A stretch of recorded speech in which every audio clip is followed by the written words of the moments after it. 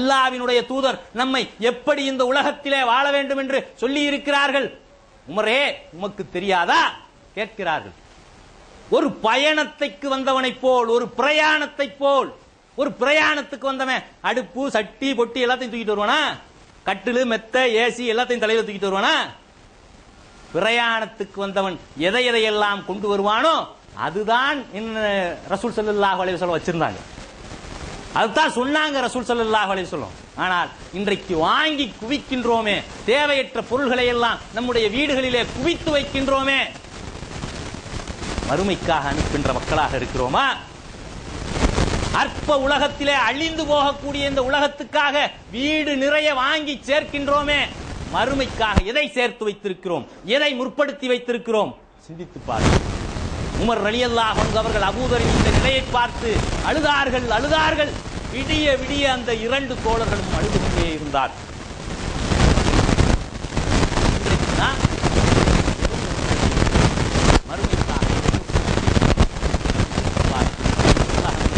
அற்ப 50-60 வருடங்களிலே முடிந்து போகக்கூடிய ஒன்று. 50-60 வருஷம்லாம் போக வேண்டியதில்லை, அடுத்த நாள் காலையிலே இருப்போமா என்று தெரியாது. அன்புக்குரிய சகோதரர்களே, முடிவில்லாத பெருவாழ்வுக்கும் நிச்சயமான மறுமைக்கும் சேர்க்கக்கூடிய நன்மக்களாக அல்லாஹ் ஜல்லஷானஹு தஆலா உங்களையும் என்னையும் ஆக்கி அருள் புரிவானாக. வாஹிரு தஅவானா அல்ஹம்துலில்லாஹி ரப்பில் ஆலமீன். அஸ்ஸலாமு அலைக்கும் வரஹ்மத்துல்லாஹி வபரகாத்துஹு. ونؤمن به ونتوكل عليه ونعوذ بالله من شرور أنفسنا ومن سيئات أعمالنا من يهده الله فلا مضل له ومن يضلل فلا هادي له ونشهد أن لا إله إلا الله وحده لا شريك له ونشهد أن محمدا عبده ورسوله أما بعد فقد قال الله تعالى في القرآن العليم والفرقان المجيد أعوذ بالله من الشيطان الرجيم بسم الله الرحمن الرحيم يا أيها الذين آمنوا اتقوا الله حق تقاته ولا تموتن إلا وأنتم مسلمون يا أيها الناس اتقوا ربكم الذي خلقكم من نفس واحدة وخلق منها زوجها وبث منهما رجالا كثيرا والنساء واتقوا الله الذي تساءلون به والأرحام إن الله كان عليكم رقيبا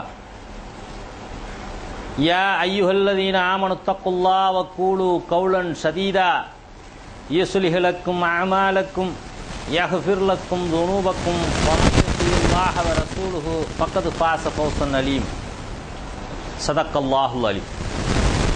إن أصدق الحديث كتاب الله وخير الهدي هدي محمد صلى الله عليه وسلم شر الأمور محدثاتها كل محدثات بدعة وكل بدعة ضلالة وكل ضلالة في النار صدق رسول صلى الله عليه وسلم.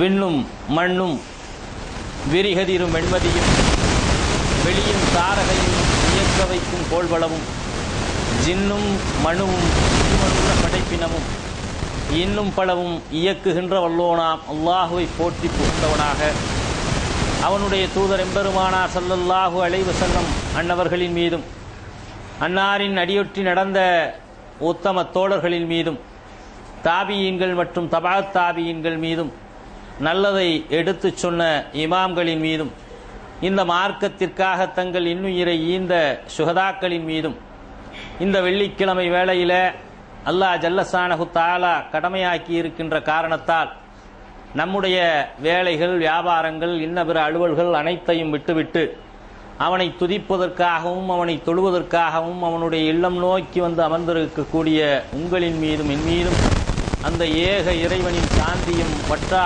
பெருங்கருணையும் என்றென்றும் நின்று நிலவட்டுமாக என்று உரைத்தவனாக என்னுடைய இந்த உரைக்குள்ளே செல்கின்றேன். அன்பார்ந்த சகோதரர்களே, இந்த உலகத்திலே எத்தனையோ மதங்களும் எத்தனையோ இசங்களும் எத்தனையோ கொள்கை கோட்பாடுகளும் இருக்கின்றன.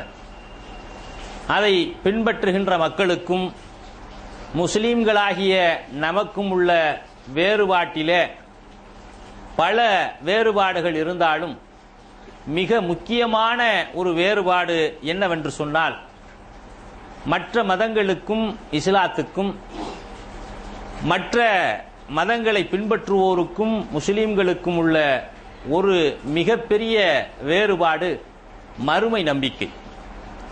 இந்த மறுமை நம்பிக்கை தான் மனிதனை மனிதனாக வாழ்வதற்கு இந்த உலகத்திலே அது வாழச் செய்கின்றது. மற்ற மதங்களை பொறுத்தவரையில் இந்த மறுமை நம்பிக்கையை பற்றி பெரியதாக அவர்களுக்கு ஒன்றும் இருக்காது. உலகின் மிக பழைய மதங்களிலே பார்த்தோம் என்றால் மறுமை நம்பிக்கை குறித்து இவ்வளவு ஆழமாக சொல்லப்பட்டிருக்குமா என்று சொன்னால் இருக்காது. நமக்கு தெரிந்த யூத மதத்தை பற்றி யூத மதத்திலே பார்த்தோமானால் மறுமை நம்பிக்கை இருக்கிறது. மறுமை நம்பிக்கை இருந்தாலும் கூட அந்த மறுமை என்பது யூதர்களாகிய எங்களுக்குத்தான் வெற்றியை தரும், எங்களுக்கு மட்டும்தான் அந்த மறுமையிலே வெற்றி இருக்கும் என்று அவர்கள் என்னங்கிறாங்க, தங்களுக்கு மட்டுமே யூதர்கள் என்கின்ற அடிப்படையிலே பிறப்பின் அடிப்படையிலே எங்களுக்குத்தான் மறுமை வெற்றி என்று சொல்லக்கூடிய அந்த நிலையை பார்க்கின்றோம். இது அவர்களுடைய மறுமை நம்பிக்கை. அல்லாஹ் ஜல்லஷானஹு தஆலா கூட திருமறையிலே சொல்கின்றான், மறுமை வெற்றி தங்களுக்கு மட்டும் என்று சொல்கின்றார்களே, அவர்கள் அதற்கான ஆதாரத்தை வைத்திருக்கிறார்களா என்று கேட்கிறான். அப்ப அவர்களுடைய நம்பிக்கை என்னது? மறுமை நம்பிக்கை. தங்களுக்கு மட்டும்தான் இந்த உலகத்திலே என்ன கிடைக்கும்? மறுமை வெற்றி. இந்த உலகத்தில் இல்லை, அங்கே மறுமையில வெற்றி கிடைக்கும் என்று சொல்வதை நாம் பார்க்கின்றோம். கிறிஸ்தவ மதங்களை எடுத்துக்கொண்டோமானால் அங்கே மறுமை சித்தாந்தம் இருந்தாலும் இங்கே என்ன நடக்கின்றது என்று பார்த்தோமானால், ஒருவர் செய்கின்ற நன்மை தீமைகளுக்கு அங்கே பலன் கிடைக்கும் என்பதுதான் இஸ்லாத்தினுடைய அந்த அடிப்படையான மறுமை நம்பிக்கை. ஆனால் கிறிஸ்துவ மதத்தை பொறுத்தவரையில் ஒருவர் இங்கே பாவம் செய்தால் பாதிரியாரிடம் சென்று நாம் மன்னிப்பு கேட்டு விட்டோம் என்றால் என்ன இல்லை, அவருடைய பாவத்தை அவர் இங்கே மன்னித்து விடுவார்.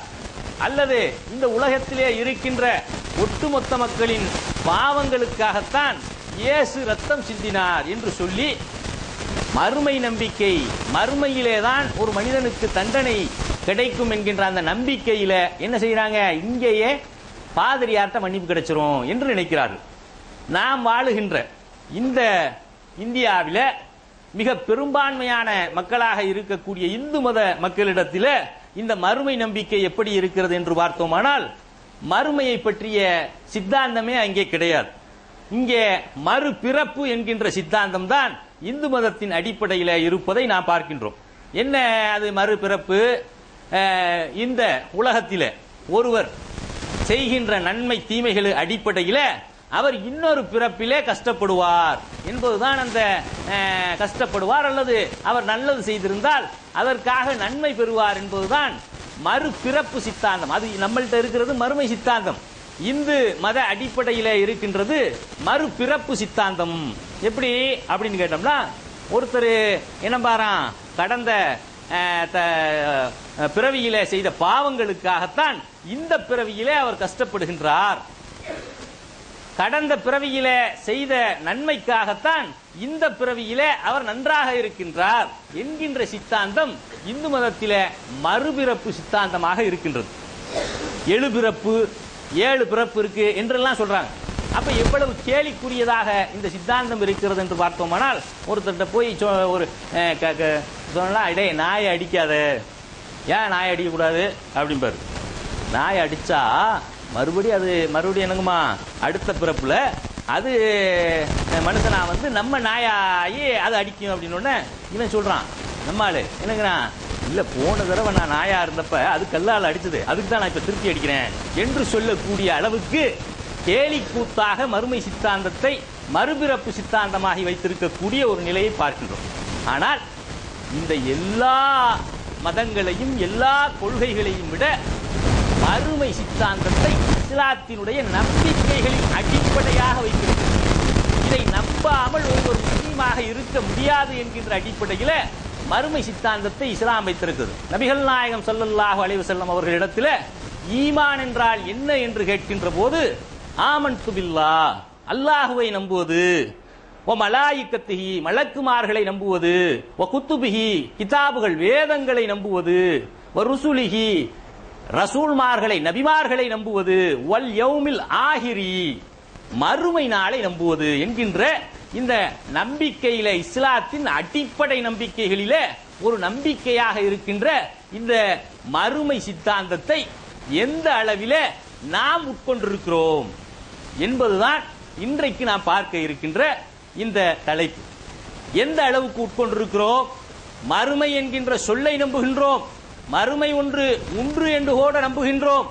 ஆனால் அதை உள்ளத்திலே உறுதியோடு நம்புகின்றோமா?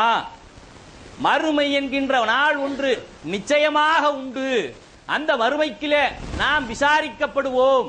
ஃபமை யாமல் மிஸ்கால தர்ரத்தின் ஹைரையரா ஃபமை யாமல் மிஸ்கால தர்ரத்தின் சர்ரையரா. அந்த நாளிலே நம்முடைய அமல்கள் எடுத்து காட்டப்பட்டு ஒரு அணு அளவு தீமை செய்தவரும் அதை காண்பார், ஒரு அணு அளவு நன்மை செய்தவரும் அதை காண்பார் என்கின்ற நம்பிக்கை நமக்கு இருக்கிறதா என்றால் நம்மிலே பலருக்கு அந்த நம்பிக்கை இல்லை. நம்மிலே பலருக்கு அந்த நம்பிக்கை இல்லை. ஏன் என்று சொன்னால் மறுமையை கண்டவர் எவரும் இல்லை. இந்த உலகத்திலே நாம் கண்ணால் காண்கின்ற ஆதாரங்களை வைத்து பல விஷயங்களை முடிவு செய்கின்றோம்.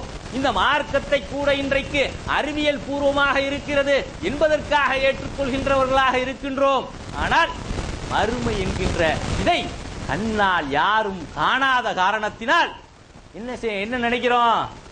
அது வரும்போது பார்த்துக்கலாம், மறுமதன அது வரும்போது பார்த்துக்கலாம் என்று நினைக்கின்ற மக்களாகத்தான் நம்மிலே பெரும்பாலானோர் இருக்கு. நேற்றைக்கு கூட பார்த்தோம்னா மிஹ்ராஜ் இரவு. எதற்காக அல்லாஹ் ஜல்ல ஷானஹு தஆலா ரசூல் ஸல்லல்லாஹு அலைஹி வஸல்லத்தை இந்த மறுமையிலே நடக்கின்ற அந்த விஷயங்களை எல்லாம் காட்டுவதற்காக அழைத்து சென்று அதை காட்டினான். ஆனா இங்க என்னங்கிறோம்? அந்த படிப்பினைகளை எல்லாம் ஓரத்திலே தூக்கி வைத்துவிட்டு இன்றைக்கு சடங்கு சம்பிரதாயங்களாக அல்லாஹ்வும் அல்லாஹ்வுடைய தூதரும் கற்றுத்தராத வகையில அந்த மிஹ்ராஜ் நாளை நினைவு கூறுகின்ற மக்களாகத்தான் பெரும்பகுதி சமுதாயம், இந்த பெரும்பகுதி மக்கள் இந்த சமுதாயத்திலே இருக்கிறார். ஆனால் மறுமை நம்பிக்கை என்பது இன்மையில நாம் நடக்கின்ற ஒவ்வொரு செயல்களுக்கும் மறுமையில கூலி உண்டு, கேள்வி உண்டு, கணக்கு உண்டு, ஒவ்வொன்றுக்கும் நாம் தண்டிக்கப்படுவோம் என்கின்ற அசைக்க முடியாத நம்பிக்கை இருக்கிறதா என்றால் அதிலே பலருக்கு நம்பிக்கை இல்லை. நம்பிக்கை இல்லை என்று எப்படி சொல்ல முடியும் என்று சொன்னால் சாதாரண விஷயங்களை எடுத்துக்கொண்டோமானால் என்ன நினைக்கிறோம்? இன்றைக்கு ஒரு விஷயத்தை எடுத்துக்கொள்வோம். ஒரு சலாம் சொல்கின்ற ஒரு விஷயம், சலாம் சொன்னால் 10 நன்மை என்று சொல்றோம். இந்த சலாமுக்கு பதில் உரைக்கும் போது கூடுதலான வார்த்தை அஸ்ஸலாமு அலைக்கும் வ ரஹ்மத்துல்லாஹி பரகாத்துஹு என்று சொன்னால் 20 நன்மை, வ அஸ்ஸலாமு அலைக்கும் வ ரஹ்மத்துல்லாஹி பரகாத்துஹு அப்படி 30 நன்மை என்று சொல்லி 3 தரங்களாக அஸ்ஸலாமு அலைக்கும்டா 10 நன்மை, அஸ்ஸலாமு அலைக்கும் வ ரஹ்மத்துல்லாஹிண்டா 20 நன்மை, அஸ்ஸலாமு அலைக்கும் வ ரஹ்மத்துல்லாஹி பரகாத்துஹுண்டா 30 நன்மை என்று சொல்லி வைத்திருக்கும் போது இந்த நன்மையை கருதி யாராவது சொல்றோமா அப்படின்னு சொன்னா உங்களிலே முந்திக் கொண்டவருக்கு அந்த நன்மை கிடைக்கும் என்று அந்த நன்மையை கருதி யாராவது சொல்கின்றோமா என்றால் நிச்சயமாக இல்லை. ஏதோ சடங்காக சம்பிரதாயமாக சலாம் அப்படிங்கிற வார்த்தையிலே சொல்கின்றோமே தவிர மறுமையுடைய நம்பிக்கை இதற்கால் எனக்கு 10 மார்க் என்னுடைய கிரெடிட்ல ஏறும், என்னுடைய அக்கவுண்ட்ல ஏறும் என்று சொல்கின்றோமா என்று சொன்னால் நிச்சயமாக இல்லை. ஆனால் இதையே இம்மையில் கிடைக்கும் என்று வைத்துக் கொள்ளுங்கள். ஒரு 10 ரூபா கிடைக்கும், ஒரு வார்த்தையை சொன்னா 10 ரூபா கிடைக்கும் வைங்க. எப்படி சொல்லுவோம்? போகும்போது வரும்போதெல்லாம் அஸ்ஸலாமு அலைக்கும் அஸ்ஸலாமு அலைக்கும் சொல்லுவோமா இல்லையா? ஒரு $10 ஒரு $10 கிடைக்கும் என்று வச்சுக்கிடுவோம். போகும்போது வரும்போது எல்லாத்துக்கும் சொல்லுவோமா இல்லையா? அப்ப இம்மையிலே இருக்கின்ற நம்பிக்கை நமக்கு மறுமையிலே இல்லை என்பதைத்தான் காட்டுகிறது. அதை விடுங்களேன், இந்த பள்ளிவாசல் இருக்கு. இந்த பள்ளிவாசலுக்காக யார் ஒருவர் பள்ளிவாசலை கட்ட முயற்சி செய்து அந்த பள்ளிவாசலுக்காக என்ன செய்யறாரு? ஒரு இடத்தைக்காக அவர் உதவி செய்கின்றாரோ அவர்களுக்கு மறுமையில மிகப்பெரிய மாளிகைக்கு அல்லாஹ்வுடைய தூதர் வாக்களிக்கிறார். செய்யறமா? ஒரு சதுர அடி ஒரு 7500, ஒரு 780 7500 வரைக்கும் இருக்கு இன்றைக்கு பள்ளிவாசல்கள் கட்டுகின்ற அந்த நிலையில. பள்ளிவாசலை கட்டினால் அல்லாஹ்வுடைய தூதர் வாக்களிக்கிறார்கள், மறுமையிலே உங்களுக்கு ஒரு மிகப்பெரிய மாளிகை உண்டு என்று. ஆனால் என்ன செய்யறோம்? அந்த மாளிகையை நம்புறதில்லை.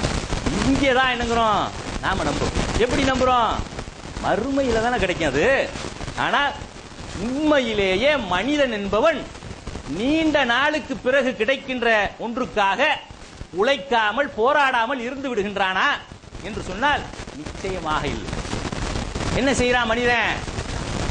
ரொம்ப காலத்துக்கு அப்புறம் கிடைக்க போறது தானே, அது மரணத்துக்கு அப்புறம், மறுமைக்கு விசாரணை நாளுக்கு அப்புறம், அதுக்கு பின்னாடி கிடைக்க போறது தானே, இங்க கிடைக்கிறது இல்லையே என்று நினைக்கின்றான். ஆனால் உண்மையிலேயே நம்முடைய வாழ்க்கையிலே எடுத்து பார்த்தோமானால் ஒவ்வொரு விஷயத்திலும் என்னங்கிறோம், நீண்ட நெடுங்கால திட்டத்தும் அதிலே நீண்ட நெடுங்காலத்திற்கு பின்னால் பயணிக்கக்கூடியதையும் நாம் செய்து கொண்டிருக்கின்றோம். எதற்காக?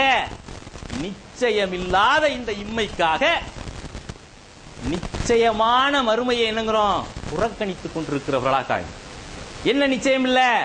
இந்த உலகத்திலே நாம் பிறப்போம் என்பது நிச்சயமா? உலகத்திலே நம்முடைய தாய் தந்தையருடைய உறவின் வழியாக லட்சக்கணக்கான விந்தணுக்களின் மூலமாக உள்ளே பயணித்து முதுகாந்தண்டிலே இருந்து வந்து லட்சக்கணக்கான விந்தணுக்களின் வழியாக நம்முடைய தாயின் கருவறைக்குள்ளே உள்ளே நுழைவோம் என்பது நிச்சயமாக இருந்ததா? நிச்சயம் இல்லை. நுழைந்த பிறகு கருவாக உருவாகி இருப்போம் என்பது நிச்சயமாக இருந்ததா? இல்லை, நிச்சயமாக இல்லை. கருவான பிறகு நாம் நம்முடைய தாயின் வயிற்றிலே இருந்து நல்ல முறையிலே உயிரோடு வெளியாவோம் என்பது நிச்சயமாக இருந்ததா? இல்லை. எத்தனையோ குழந்தைகள் வயிற்றிலேயே கருவறையே கல்லறையாக்கப்பட்டு இருப்பதை இன்றைக்கு நாம் காண்கின்றோம். பிறந்த பிறகு இந்த உலகத்திலே கண் விழித்து அழுவோம் என்பது நிச்சயமா? நிச்சயமில்லை. கண் விழித்து அழுத பிறகுதான் ஒரு தாயும் தந்தையும் சந்தோஷம் அடைகிறார்கள். கண் விழிப்போம் என்பது கூட நிச்சயமில்லை. வளர்ந்த வந்து பிறந்த பிறகு இந்த பூமியிலே நாம் நடப்போம் என்பதோ, தவழ்வோம் என்பதோ, நடப்போம் என்பதோ, அன்னையிடம் பால் அருந்துவோம் என்பதோ, அல்லது பள்ளி செல்வோம் என்பதோ, வேலைக்கு செல்வோம், கல்லூரி செல்வோம் என்பதோ, வேலைக்கு செல்வோம் என்பதோ, கல்யாணம் செய்வோம் என்பதோ, பிள்ளை குட்டி பெறுவோம் என்பதோ, சொத்து பத்து எல்லாம் வாங்குவோம் என்பது நிச்சயமா? எதுவும் நிச்சயமில்லை. இந்த உலகத்திலே பிறந்த உடனேயே ஒன்றே ஒன்றுதான் நிச்சயம். எது நிச்சயம்? குல்ல நப்சின் தாயிக்கத்துல் மௌத், மரணம் ஒன்றுதான் நிச்சயமானது. இன்றைக்கு தூங்கிக் கொண்டு தூங்கி காலையிலே விழிப்போம் என்பது நிச்சயமா? தூங்கையிலே வாங்குகின்ற மூச்சு அது சுனிமாறி போனாலும் போச்சு. நாளை காலை எழமாட்டோம் என்கின்ற நிலையில என்ன செய்யறோம்? அந்த இம்மைக்காக, நிச்சயமற்ற இந்த இம்மைக்காக ஓடுகிறோம், தேடுகிறோம், பொருளை தேடுகின்றோம். ஆனால் மறுமை, நிரந்தரமான மறுமை, நிச்சயமான மறுமை, நிச்சயமான மரணத்திற்கு பின்னால் இருக்கக்கூடிய அந்த முடிவில்லா பெருவாழ்வு, அந்த பெருவாழ்வுக்காக எதை சேர்த்து வைத்திருக்கிறோம்? எதை முற்படுத்தி வைத்திருக்கிறோம்? பாருங்க, மனிதன் என்பவன் அதுவும் ரொம்ப காலத்துக்கு பின்னாடி, ரொம்ப நாளைக்கு அப்புறம் நடக்கிறது. அதனால நாம அதை பற்றி கவலைப்பட வேண்டியதில்லை, அதனால அது வரும்போது பார்த்துக் கொள்ளலாம் என்கின்ற மனநிலையில் இருக்கின்றானே. இது மறுமை விஷயத்தில் மட்டும்தான். இம்மை விஷயத்தில் எப்படி இருக்கா மனிதன்? இந்த காலத்துக்கு திட்டம் போடுவார். எப்படி? ஒரு குழந்தையே எதற்காக பெற்றெடுக்கிறான்? அந்த குழந்தை என்னங்குமா, குழந்தை வளர்ந்து பள்ளிக்கூடம் போய், அப்புறம் என்னங்குமா காலேஜ் போய், வேலைக்கு போய், அதுக்கப்புறமா இவர் முதியவரா இருக்கும் போது காப்பாத்துமா. எப்ப? 30 வருடங்களுக்கு பின்னால் தன்னுடைய வயதான காலத்திலே தன்னை காப்பாற்றும் என்பதற்காக ஒரு குழந்தையை பெற்று வளர்த்து ஆளாக்குகின்றோமே, இது நிச்சயமா? ஆனால் மறுமை என்பது நிச்சயம். அது ரொம்ப காலத்துக்கு அப்புறம் வரப்போறது.